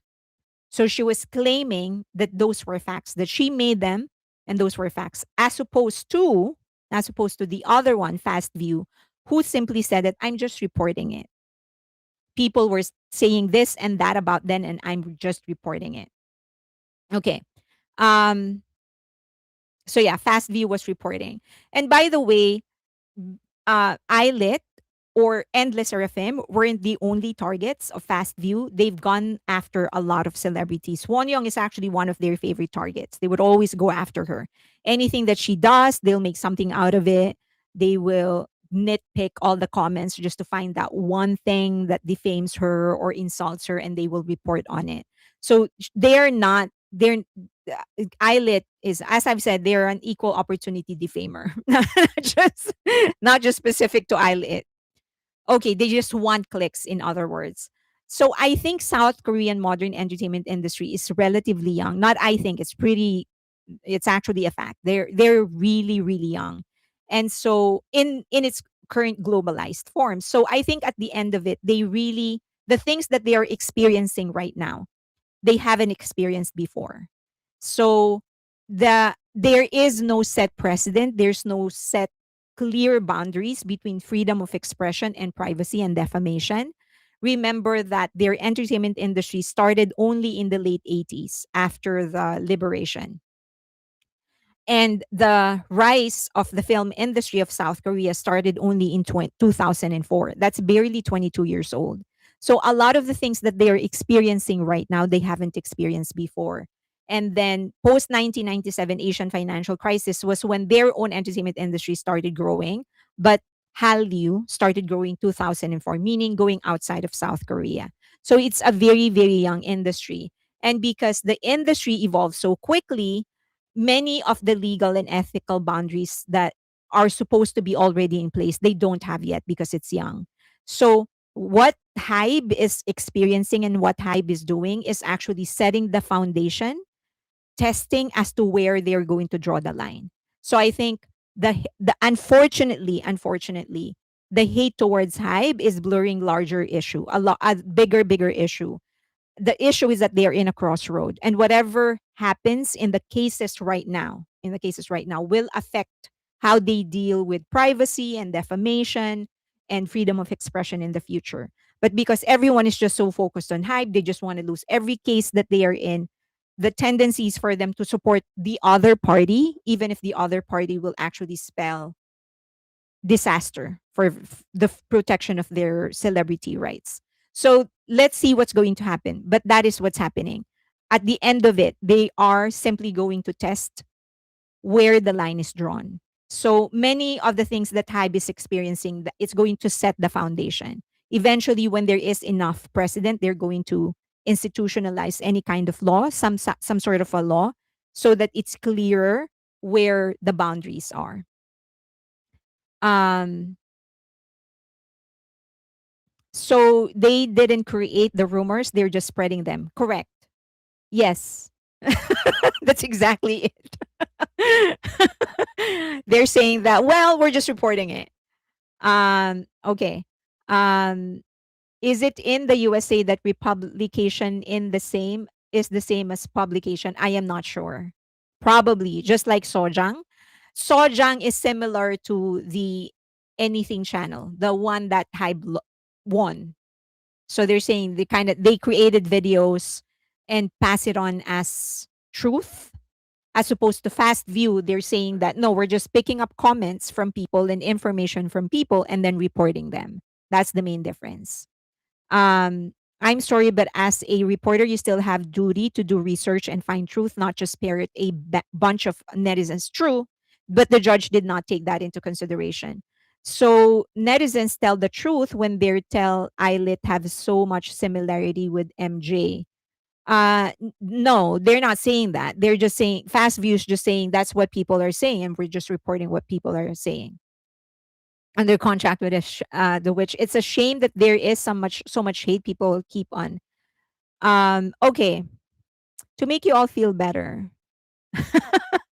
because those are two heavy topics. Where are those? Did you see this? So this is when Jungkook will always be the youngest. Like I swear, this is when Jungkook jumped on Suga. And this is when they were ganging up on each other on the stage. But I still love it. I love how he was actually giving him uh when he was reviving when Jungkook was reviving RM. But this is I love how they're actually becoming more and more relaxed. And I actually love the way Suga run away. It was like, nope, I'm gonna be a part of it. But I think I love how they're starting to become a little bit more relaxed on stage, and I love that they're having fun. I think I've mentioned this in one of my videos that I think the key for them right now is to actually find um where's my emotional support pics. Okay. So I think they're finding ways on how to, because they did say that they plan to continue going as a group, right? I do think that they will come out with, different projects one by one. But I think they're looking for ways on how to stay together longer. And one of the ways is to sort of really have fun on stage. That is one of the advantages of not having so much choreography, is that they get to just, have fun, just run around and have fun with each other. And as a result, armies are also having fun with them. So I think this is one of the benefits. This is one of the reasons they decided to do it this way. They're looking for ways on how to do this longer, in consideration of how their body feels, their health, their age. And I think they're doing it the right way. Okay, so this is, I think you know this dog. So this is the dog of the road manager, the tour manager actually. So they have a tour manager. This is a tour manager on the side of the promoter, which is Live Nation, and she goes with them wherever they go. So and she brings the dog with her. So the dog is actually officially a support animal for her. But it is becoming the emotional support animal, the emotional support dog of everybody on tour. And so the dog was there during the solo tour of Jin, Suga, J Hope, and the tour before that, the Permission to Dance, and even Love Yourself tour. So and now he's back with them. So I'm happy to see the dog back with them. Yeah, I saw him limping too. I think he's okay. So when I saw the ad of Calvin Klein for the um collaboration with Jungkook with JK, I can't help but say that's like Batman. We have a new Batman. And it fits. I have to say, he is a perfect next Batman. So, Christopher Nolan, if you're watching for some strange reason, I don't know why you would be watching, but you've got your next Batman here. Perfect, right? Look at that. It's a perfect Batman. Okay. But okay, that's just I digress. It's actually about his collaboration with CK. This is his new collection, so he helped in designing it. He helped in designing the entire collection according to CK, and this is going to be released in select countries. So the Rebel Ride, that's the name of the collection, the Rebel Rides. There would be I won't be surprised if this becomes like a regular line for CK. I think this is an experiment, but I think they're actually planning to release to make this a regular one. Okay, so the Rebel Ride. And then this is another picture. I want to buy everything. So me too. But oh my gosh, I'm sure it's going to be like $500 each or something. It's actually out already, I think. Okay, so this is another picture of Jungkook. You want a Ducati now? It's happening. It's happening. Ducati is going to happen very soon. Okay, sooner than we expect. Okay, so that's another picture of the Rebel Ride. He looks so good. He's so perfect. I mean, if you're Ducati, you are crazy if you don't get him. Okay. And they're not crazy. They're not stupid. So they will get him. Okay, this is just a close up of that one picture. But he looks so good, so perfect for a bike. All right. So these are just some of the collection. I want the leather jacket. I won't be able to afford it, I'm sure. So I'm probably going to go for the shirt. Okay. That shirt is what I want. Okay. So, but I will continue tagging Ducati and let me. I'm my dog wants to go.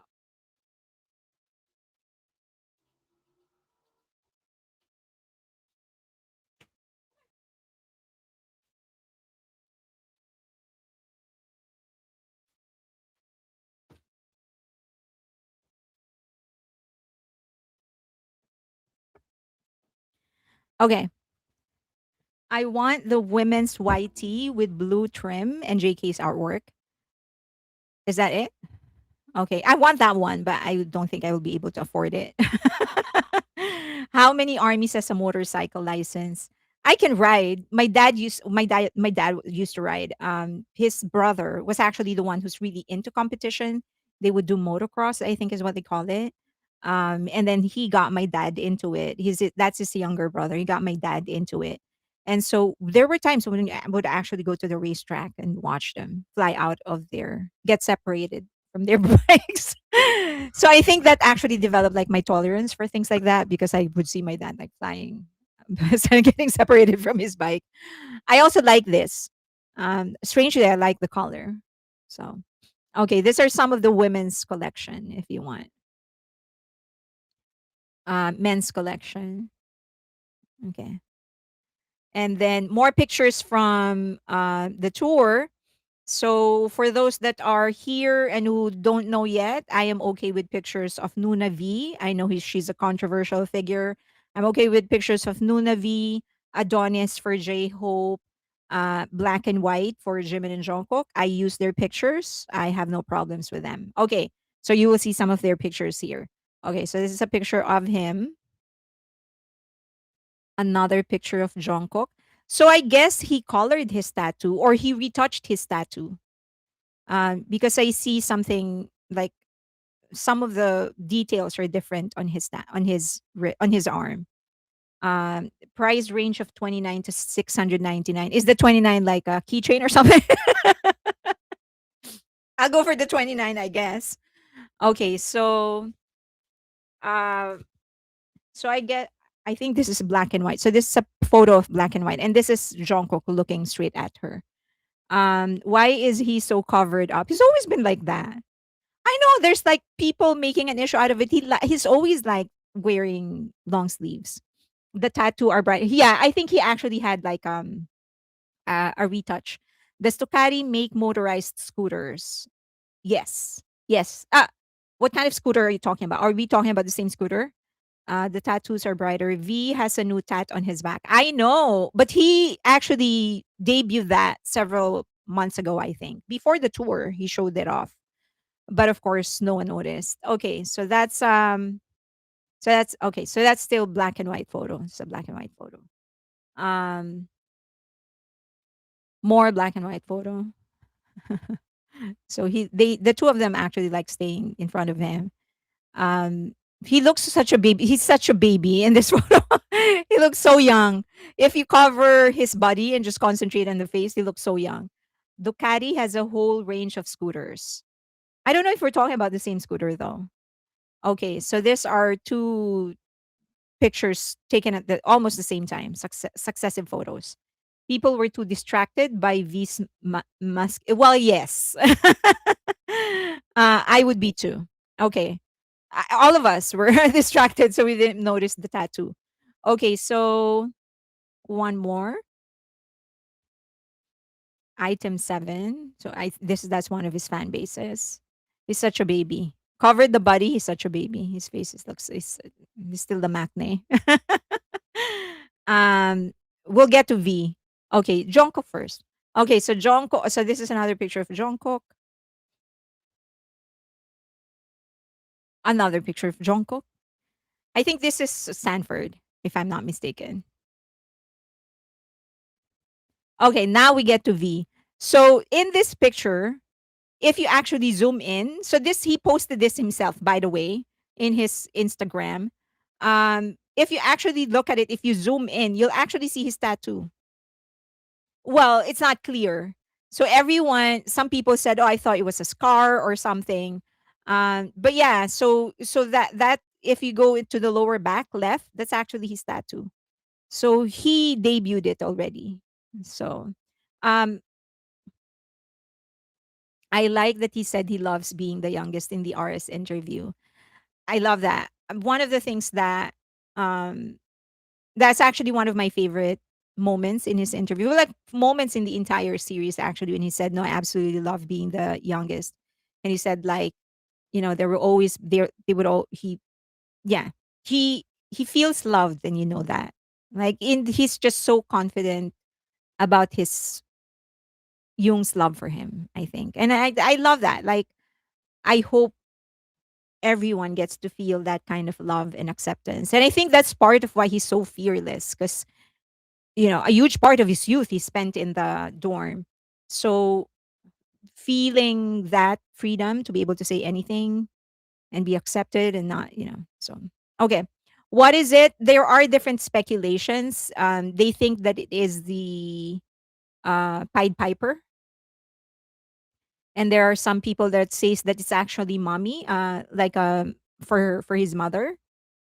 So we don't know yet. I guess we're gonna have to wait until some people try um to enhance it using AI, but it's up to the interpretation of AI. So I'm not really banking on that. So some AIs actually interpreted it to say mommy, and some AI think it's like a drawing or something. But the it doesn't change the fact that he has a new tattoo. So do remember that he posted a picture of him and J Hope with Pauly C. I think they were in a tattoo parlor, the both of them. And then J Hope showed his tattoo on his legs. So he probably got one too. Okay.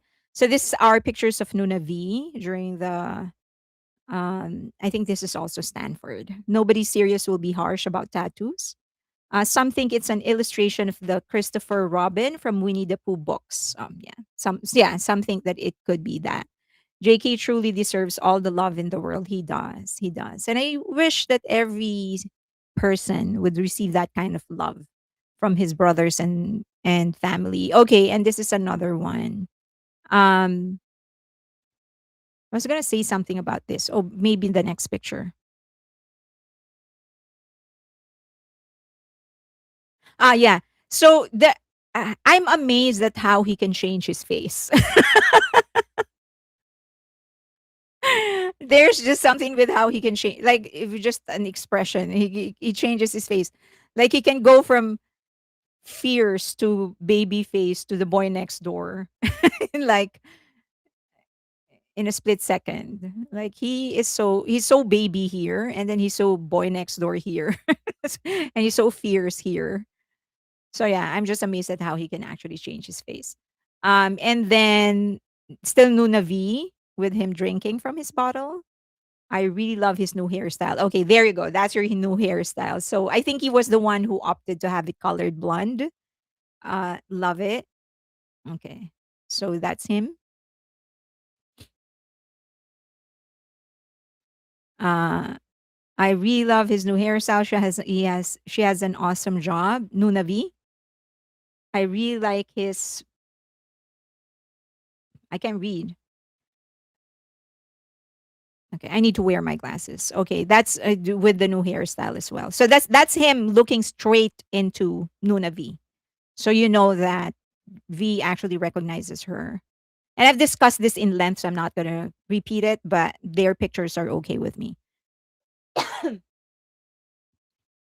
Oh my god. It's 7 minutes. Okay.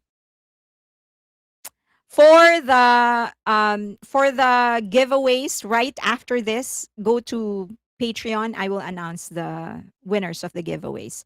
So as I've said, it's easy for me. Whoever comments first, unless that specific ticket has a specific requirement, like for the lodge, I prefer to give it to someone with disability or health problems. So go to Patreon.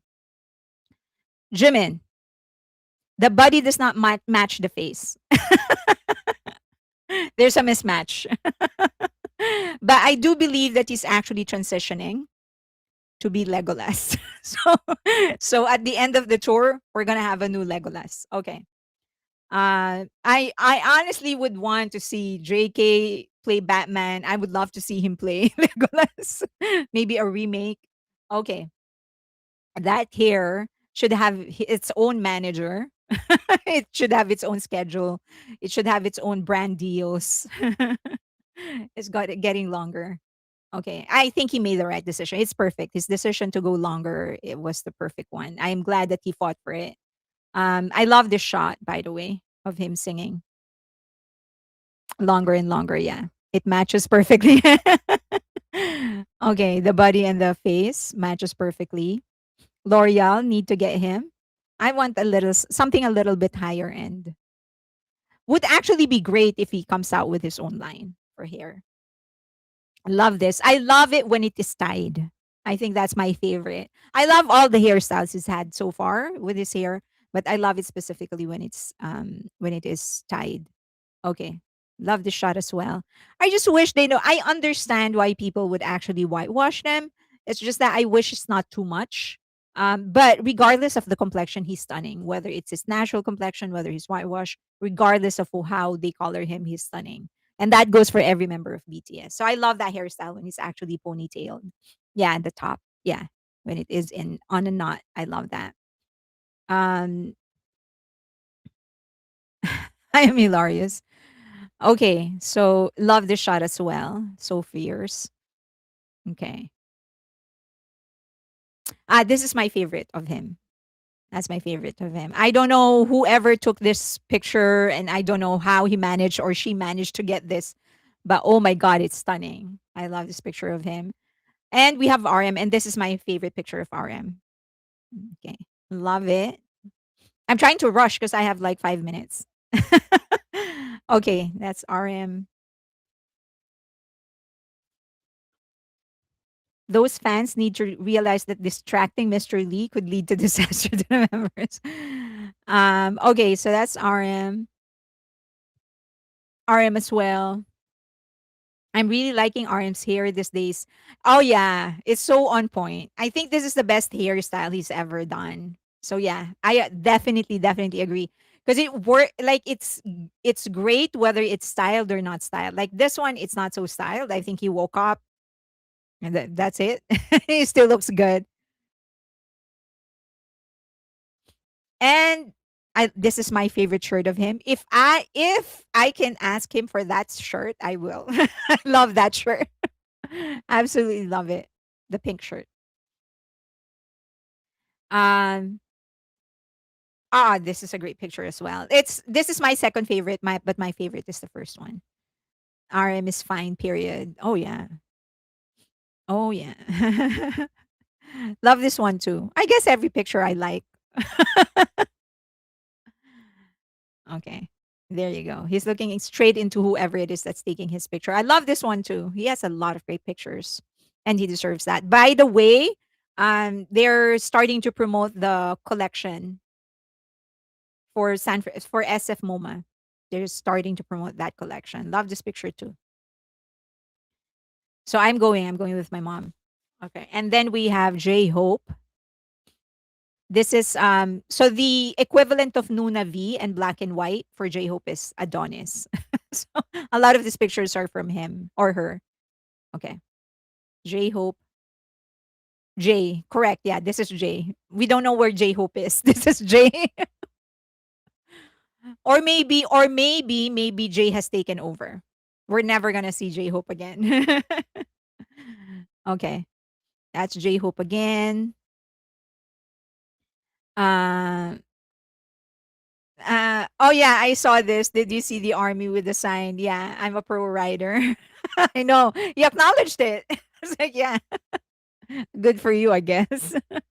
Okay. J Hope. J Hope is the man. Yeah.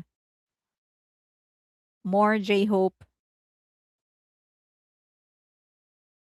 More J Hope. Oh, this is my favorite picture of him. I know his face is half covered, but I just love how it arrives, how it landed on me. Okay.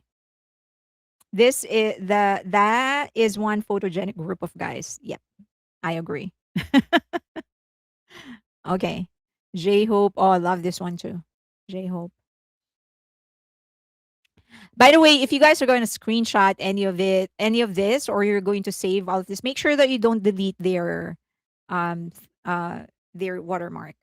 Okay. And we go to Suga. So he has like I think an undercut. I think probably that's why I included this picture, even though it's low res. I think he has an undercut. Okay, more Suga. He's the only one serious when it comes to sound check. Like he's uses sound check as real sound check. Like he would really sound check. Okay, he would check everything, like the floor, the sounds, the everything. So you're reliable, Mr. Suga. All of them look really great these days. Yep. A copyright strike is not what you talked about. I think you talked about video is being blocked. No, they are striking it. They really are copyrighting, striking it. Okay, so this is more Sugar, producer Sugar. That's Sugar. We have more Sugar. One fierce Sugar and then one cute Sugar. And then more Sugar here. One of the projects I'm doing is trying to gather different fan cams. And I'm asking their permission if I can actually put them together in an edit, because we're missing a lot of the moments of the members. Not just one member, like sometimes they would do like two people, a unit would actually dance together. We're missing a lot of that. I told you in Goyang, there were a lot of Namjin moments that were never shown on screen. Of course, you have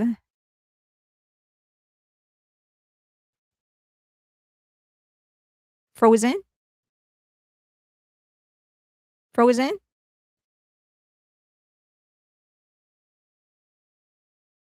Back, back, back. Okay.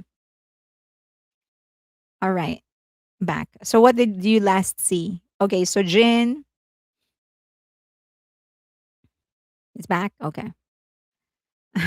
Overheated from all the hotness. Look at that waistline. You missed some sugar photos.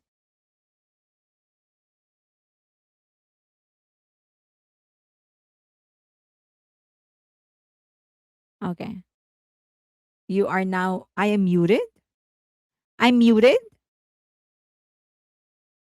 You do not hear me.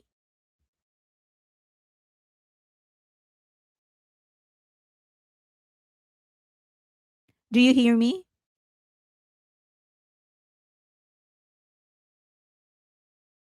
Okay. So sugar. Okay. One more on sugar.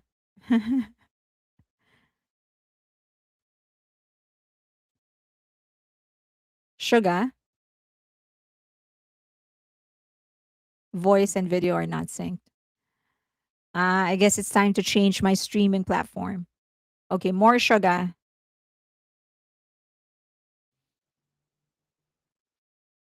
And sugar. Okay, Jin. I think you saw everything on sugar now. Okay, we go to Jin. And we have Worldwide Handsome Jin. So the kiss. I love the look on sugar. You love the look on sugar. So that's Jin.